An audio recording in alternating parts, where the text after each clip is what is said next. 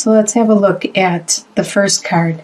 The first card is the energy that you have coming into the month, and the sun is actually helping or crossing you.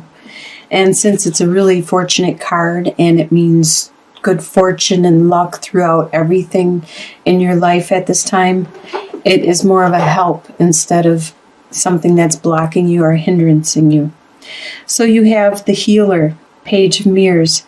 You're healing. Mirrors in this deck, but in the traditional tarot, it represents cups. So the Page of Cups, a beginning of a new love, a new emotional direction and venture. You are healing. You are the healer. And you have all this happiness and joy around you. Everything you think of, you touch, you do is just fresh and lively and energetic. It's like the first time you have smelt the flowers, the first time you have tasted snowflakes on your tongue, and it's just all innocent and pure. You have a lot of this healing and this youthful happiness. What is with you, below you, and with you throughout the month is Two of Stones, which is Two of Pentacles. You do have financial responsibilities, and you have responsibilities in general, earthly responsibilities that you need to maintain and you need to take care of. So you are trying to keep this level in the environment in your society. You want to keep a certain status quo. So you are trying really hard to juggle your bills, to juggle your time, your energy, your resources, what have you, your earthly possessions, in order to keep at that status quo. You don't want people to see that you're struggling financially or you're having a difficult time with keeping your responsibilities going or paying your bills. So that's why this will be with you throughout the month. What you are leaving behind is the Ace of Mirrors, and mirrors represents cups. So you had your cup runneth over. It's the mirror is just flowing, all the love, the energy, the divine assistance, everything was just flowing over in the recent past. And you are leaving that behind because of some situation that no longer is valid for you. You had to leave that behind. Whatever that love was, that you had a lot of love offered to you, given to you, but for some reason you couldn't accept it. You couldn't appreciate it. You couldn't be with that love anymore, and you had to leave it behind. And that's what you are doing at this time. And you have left that behind probably in February or at the beginning of March. And that love that you have left behind, that was really, really a lot of love, a lot of compassion from your side and their side, brings us to the Five of Mirrors, which is the Five of Cups. You are having this heartache, mentally you are suffering because you regret this loss. You regret walking away, or this love that no longer is a part of your life. It's almost like a death. It's something that had to happen. It no longer was appropriate or valid for you. And the universe, God, whoever you pray to, the divine told you and more or less took it away. It's like a tower event.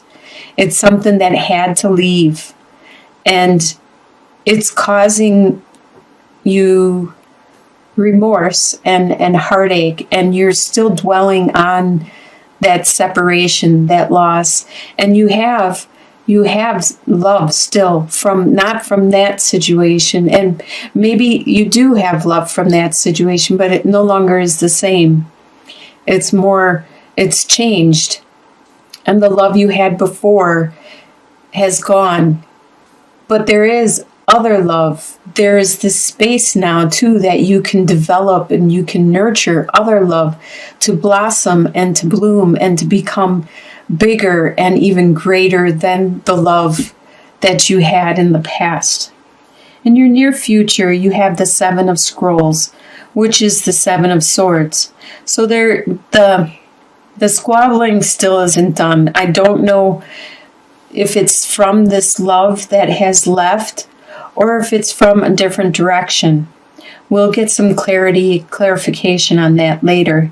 But it appears that there is still going to be some argument and some squabbling and some actual verbally fighting back and forth where no one is a winner. Everyone's going to get wounded in this situation. Either it's going to be something really large, like the large scroll, or it's going to be a small event, a small wound.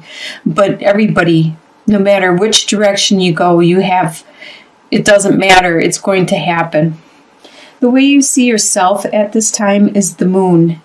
You see your intuition growing. You see your spirituality, that aspect of you starting to grow and flourish. But there's still things that you're not clear on, even about yourself. You don't know how you feel about certain things. You don't know how you react about certain things, or you in general. You are still confused and perplexed about maybe some of your actions that you have done. Some of the things just still aren't clear for you. The way other people see you is the Ace of Spirals. And spirals represents wands. They see you as starting a new desire, a new passion, a new drive. They see you starting to set out and just go and use that energy to drive you forward. Your hopes and fears is Seven of Mirrors, which is Seven of Cups. You're afraid that you won't be able to decide the correct direction you want to go because there are so many mirrors, so many cups, so many choices, so many things to look in, so many different perspectives. Like that, this mirror is all broken and you could see it. If you look in it, you would look like a kaleidoscope. And then others are crystal clear, or some are blue or shaded. So you don't know exactly what perspective to take or which direction or what choice to make. And that's kind of a fear that you have. It could be a hope in the aspect that you wish you had more choices, but I really see it as more of a fear that you are afraid that you're not going to make the right choice. And in the end, the outcome for March is Eight of Scrolls, and scrolls represent swords.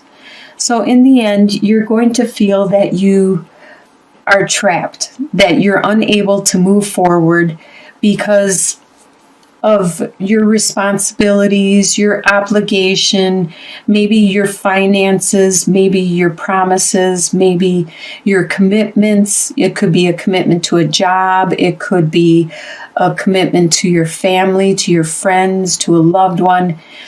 You still feel like you are trapped. And swords are always in the mind. And this is in your mind. Even if you have a lease or a loan or whatever, sometimes you can get out of it. Or you could find somebody to take over that lease or loan. Or sometimes there's ways around things. Like if you want to leave a job, you need to find another job and then leave the other job. You just have to think. You just have to take away one at a time those swords and resolve the issues and say, okay, this isn't a problem. I don't need that. I can move on. Or I got another job, so having this job is no longer an issue, so I can move on. So you aren't really blocked. It's just you aren't trapped. You're just mentally confining yourself with your own beliefs or your own obligations. So let's get some clarity in regards to definitely the Seven of Scrolls. We want to know what these issues are in the end, these conflicts. What are these conflicts here? I don't think it's going to be easy to leave. What I see here is the boat or the ship, the polar bear, and the key. So this isn't going to be easy for you to release.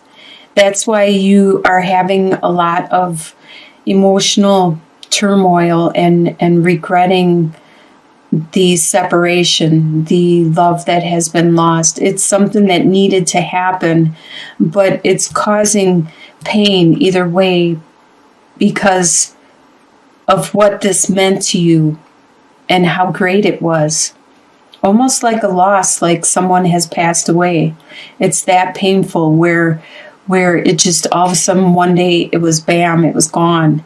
And that's where the ship comes in. You are mentally traveling. You are traveling, but you need to remain strong because you are strong. You are very nurturing. You are like the polar bear is a very maternal, nurturing, strong, defensive animal. It defends its young no matter what. So you need to remain that way. You need to continue your travel and continue to remain that way and unlock those secrets to your love, to what it is you love, and to the issue, to explain it to yourself. It'll get easier through time. In April, it'll probably be a lot easier. This appears to have just happened. Let's look at another clarity. Let's look at the Eight of Scrolls. The final outcome. Let's look at the final outcome and see if we can get some clarity on that Eight of Scrolls. What is it you are feeling trapped about? All right, you are feeling trapped. You have the Sun, the Fish, and the Ring. So you are feeling trapped. The Sun means a lot of joy, a lot of happiness, you have the Sun twice, see? You are going to have a lot of happiness. So you have a lot of good fortune, a lot of happiness, a lot of youthful, energetic, joyful, innocent way of looking at life right now. And you, with the Fish, that means there's plenty of choices for you to make, but they are all good. And it's leading you to this commitment, some kind of commitment that you have at the end. And that's what's binding you. That's what's holding you back or keeping you there in that place is this. It's your choice, but it's a good choice. It's a good decision, but you may mentally not be ready for it yet or right now because of this love that has been stopped just recently. And you are still going through the emotions and healing from this situation. So that's why you are feeling trapped, is because you already have this love, this new love, and you are unable to appreciate it, or you feel more like it's trapping you instead because you need time to heal first.